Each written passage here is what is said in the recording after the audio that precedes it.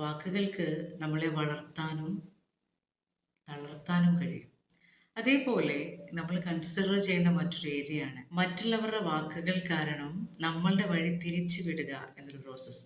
നമ്മൾ പറയും easily manipulate ചെയ്യാൻ പറ്റുക. ചില ആൾക്കാരിൽ തെറ്റിദ്ധാരണ ഉണ്ടാക്കുക, ചില ആൾക്കാരെ കുറ്റപ്പെടുത്തുക, ചില ആൾക്കാരെ മാനസികമായി തളർത്തുക, ചില ആൾക്കാരെ പല കാര്യങ്ങൾ ചെയ്യാൻ പ്രേരിപ്പിക്കുക.